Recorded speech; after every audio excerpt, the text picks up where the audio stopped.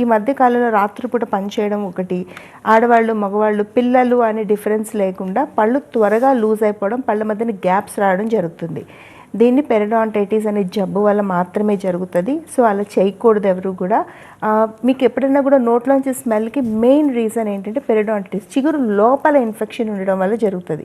కాకపోతే ఏంటంటే దీనికి ప్రాపర్ ట్రీట్మెంట్స్ ఉన్నాయి. మీకు ఇబ్బంది పడాల్సిందే, లేజర్స్ అందుబాటులో ఉన్నాయి.